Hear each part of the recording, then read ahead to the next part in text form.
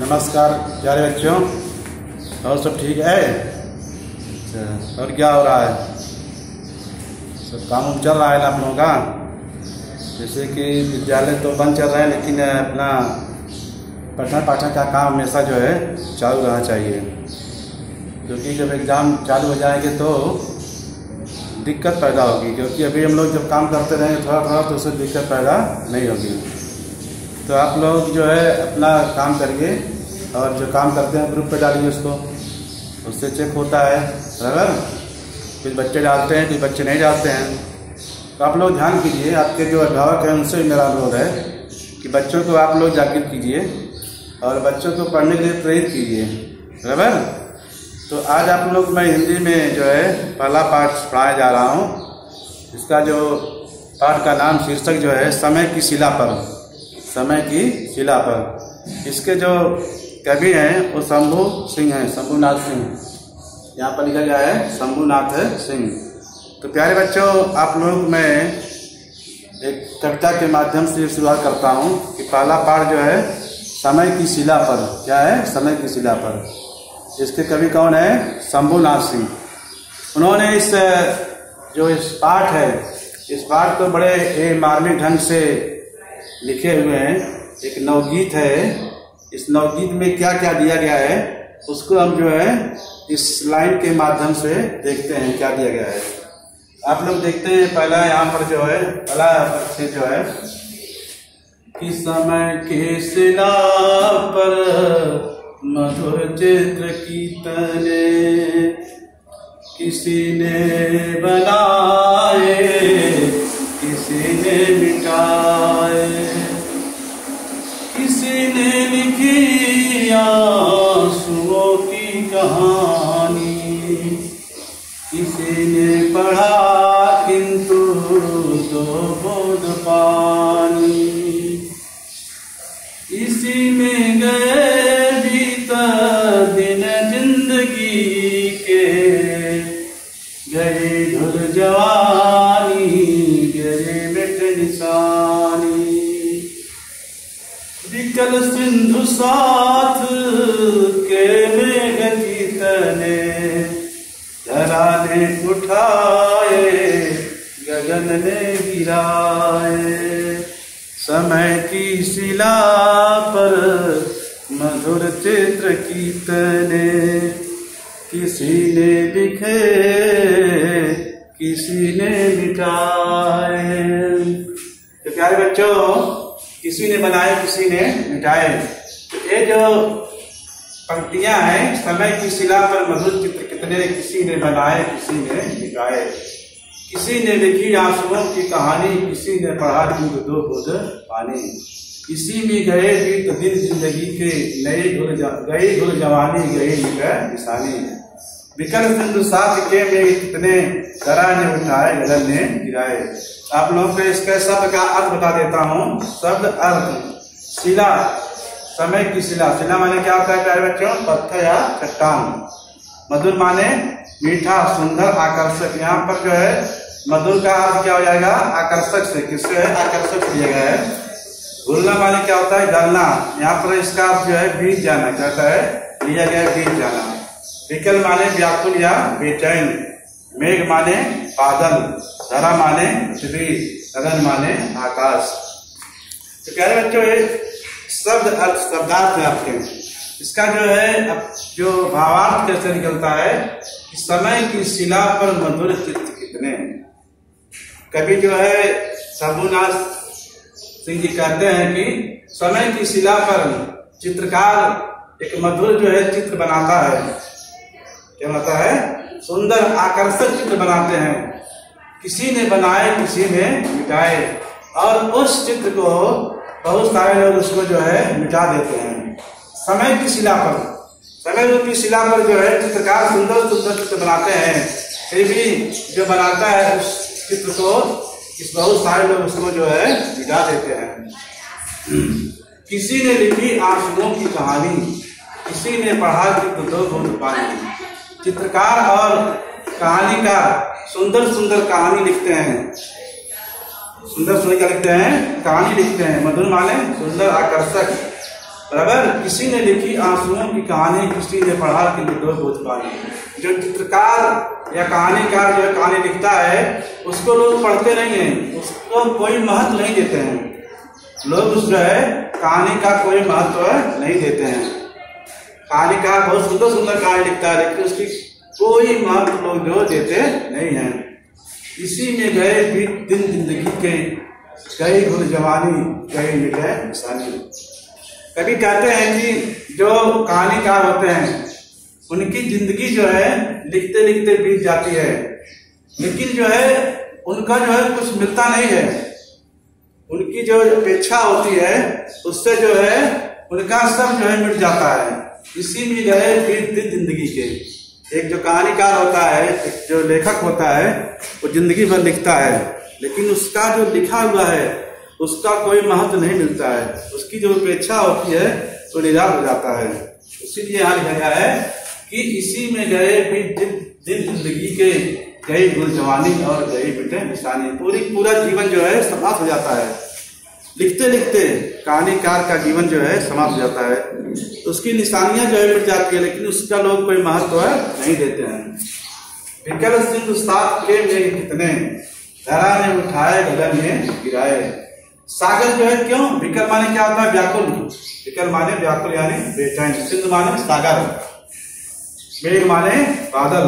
मेघ माने क्या होता है, बादल। धरा माने पृथ्वी, गगन माने आकाश। माने विकल सिंधु साथ के मेघ कितने, धरा ने उठाए गगन ने गिराए। सागर क्यों व्याकुल है, क्योंकि बादल जो है सागर से उठता है, पृथ्वी से उठ करके ऊपर जाता है, लेकिन फिर भी जो है गगन माने आकाश जो है उस बादल को वापस नीचे भेज देता है। इसलिए जो है सागर क्या है, व्याकुल है। प्यारे बच्चों, क्या है, व्याकुल है। बराबर दिया गया है कि विकल सिंधु साथ के मेघ कितने, धरा ने उठाए गगन ने गिराए। धरा से बादल उठता है, आकाश में ऊंचाइयों पर जाता है, लेकिन फिर आकाश जो है बादल को नीचे जो है धरती पर वापस भेज देता है। तो प्यारे बच्चों, ये पहला जो है परिच्छेद है और इसके यहाँ पर शब्दार्थ है, और यहाँ पर दीजिए आकृति पूर्ण कीजिए। आकृति पूर्ण कीजिए। यहाँ पर क्या क्या मिला है, चित्र और कहानी दो है। एक चित्रकार जो है चित्र बना रहा है, कहानीकार जो है कहानी लिखता है। इसकी विशेषता दोनों क्या है कि कोई आकर्षक चित्र बनाता है तो कोई उसे मिटा देता है। कहानी में क्या है, कोई दर्द भरी कहानी लिखता है तो कोई उस कहानी को महत्व नहीं देता है। और यहाँ पर दिया है कि सही विकल्प चुनकर वाक्य पूर्ण कीजिए। जैसे भूल गई मिट निशानी, यहाँ पर क्या आएगा, जवानी। गई भूल जवानी, गई मिटे निशानी। दूसरा है विकल सिंधु साथ के कितने, यहाँ क्या जाएगा प्यारे बच्चों, मेघ। क्या आएगा, मेघ। तो ये जो है आपका जो है पहला जो परिच्छेद है कविता का, वो आपको बताया मैं। इसके जब आगे चलते हैं दूसरा देखते हैं। इसी में इस सलब ने सिखा को सदा थे माना, किसी को लगाया मरण का बहाना। सलब जल न पाया, सलब मिट न पाया, तिमिर में उसे पर मिला क्या ठिकाना। प्रेम जब पंथ पर प्राणक दीप की तने, प्रेम जब पंथ पर प्राणक दीप की तने, मिलन ने जलाए तिरन ने बुझाए। बच्चों, यहाँ पर जो है इसका शब्दार्थ लोग देखते हैं। शब्द सलभ माने क्या होता है, पतंगा, और शिखा माने क्या होता है, दीप की लौ। जो दीपक जलता है उसकी जो लौ निकलती है। ध्येय माने लक्ष्य, तिमिर माने अंधकार, प्रेम पंथ प्यार का रास्ता, विरह माने वियोग। तो सलभ ने शिखा को सदा ध्येय माना। सलभ माने क्या होता है, पतंगा। शिखा माने दीप शिखा, जो दीपक की लौ निकलती है। जो पतंगा होता है वो हमेशा कहाँ जाता है? दीपक की तरफ, प्रकाश की तरफ जाता है। उसका मेन उद्देश्य, ध्येय माने क्या होता है? लक्ष्य। उसका लक्ष्य क्या होता है? उस दीपक के पास पहुंचता। उसका लक्ष्य क्या होता है? दीपक के पास पहुंचना। तो सलभ ने शिखा को सदा ध्येय माना, किसी को लगा या मण का बहाना। उस लक्ष्य पर, उस दीपक पर, दीपक की लौ पर, दीप शिखा पर पहुंचने के लिए भले अपना प्राण त्याग दे, भले ही अपना वो पतंगा प्राण त्याग दे, या जो प्रेमी होते हैं तो उनके प्रेम में भले ही अपने जीवन को निर्वाह कर दे, लेकिन कुछ ऐसे लोग होते हैं जिसको एक केवल बहाना मानते हैं, आत्महत्या मानते हैं। पतंगा जो है दीपक के पास जाता है, वो जल करके वही दीपक के साथ मर जाता है वो, लेकिन लोग उसको जो है बहाना मानते हैं, ये आत्महत्या कर लिया है। प्रेम जो है सबसे बड़ी चीज है प्यारे बच्चों। प्रेम से जो है ईश्वर भी जो है प्रकट हो जाता है। उसी लाइन क्या दिया है? सलभ जल न पाया, सलभ मिट न पाया, तिमिर में उसे फिर मिला क्या ठिकाना। सलभ जल न पाया, और वह जो है बेचारा मिट भी नहीं पाता पतंगा, बराबर। लेकिन पतंगे को अंधकार में, तिमिर माने क्या होता है प्यारे बच्चों? अंधकार। अंधकार में उसे कोई ठिकाना नहीं मिलता है। पतंगा जो है उसको अंधकार में कुछ नहीं दिखता है, रास्ता बंद हो जाता है, लेकिन वो रास्ते को कौन दिखाता है? प्रकाश। प्रकाश जैसे दिखता है, कैसे दीपक जलता है, दीप की लौ जलने लगती है, पतंगा उसके चारों तरफ जो है घूमने लगता है। घूमते घूमते उसका प्रेम किससे है? दीपक से। किससे है? दीपक से है। उस दीपक के साथ अपना जीवन जो है वो व्यतीत कर देता है, अपना जीवन जो है समर्पित कर देता है वो। लेकिन लोगों को जो है लगता नहीं है, लोग यह लगता है कि ये एक बहाना है, एक आत्महत्या लोग कर लिए हैं प्रेम के पथ पर जो चलते हैं। आगे क्या दिया गया है? प्रेम पथ पर प्राण के दीप कितने, मिलन ने जलाए विरह ने बुझाए। बहुत सारे जो है प्रेमी जो है प्रेम के पथ पर चलते हैं, बराबर, लेकिन वो प्रेम के पथ पर सफल नहीं हो पाते हैं। वो जैसे पतंगा है अपने दीपक के पास पहुंचता है तो उससे दीपक से प्रेम है, बराबर। दीपक के पास जब पहुंचता है, मिलन ने जलाए विरह ने बुझाए। प्रेम का जो प्रेम क्या मिलन जो होता है उसको विरह जो है जला देती है। वह जो है अग्नि जो है लौ उसको जो क्या करती है? जला देती है। उस माने तो विरह में जो है बुझ जाता है, बराबर। तो प्यारे बच्चों, ये इसका जो है सरदार यहाँ पर दिया गया है, और इसके साथ साथ यहाँ पर दिया है आकृति पूर्ण कीजिए। आकृति पूर्ण कीजिए। शिखा के प्रति सलभ के प्रेम का परिणाम। दीप शिखा के प्रति पतंगे के प्रेम का क्या परिणाम है? तो पहला है सलभ जल न पाया, सलभ मिट न पाया। पतंगा न तो जल पाता है और न तो मिल पाता है।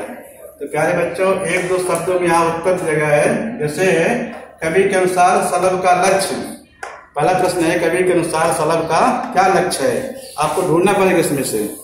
इसका उत्तर है दीप शिखा के प्रेम में बसीभूत सलभ का आत्मसमर्पण। बसीभूत माने क्या होता है? बस में। दीप शिखा के प्रेम में जो है बसीभूत होकर पतंगा जो है आत्मसमर्पण कर देता है। यह उसका उत्तर है प्यारे बच्चों। दूसरा है सलभ के लक्ष्य के प्रति कुछ लोगों का दृष्टिकोण। माने सलभ के लक्ष्य के प्रति कुछ लोगों का दृष्टिकोण क्या है? क्या सोच है लोगों को सलभ के प्रति?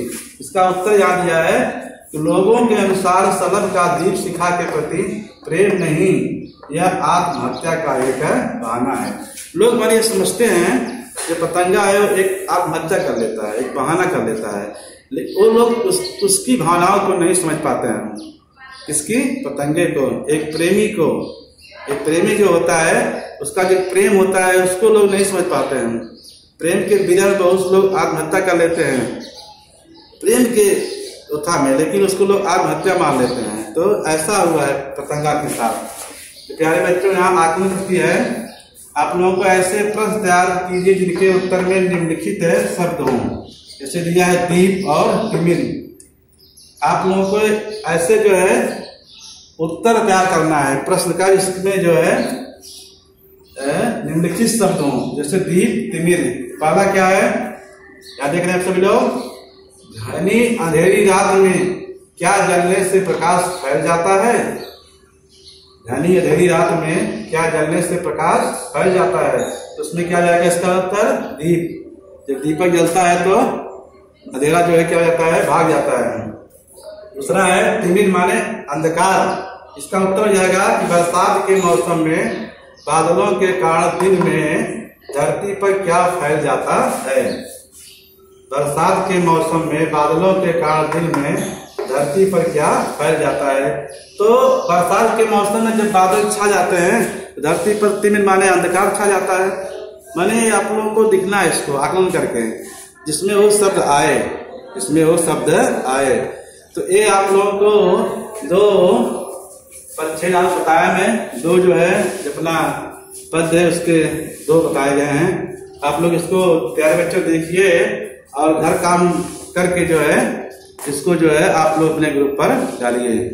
तो आगे जब मिलेंगे तो फिर आप लोगों में इसका जो है अगला भाग पढ़ाऊंगा। जय हिंद।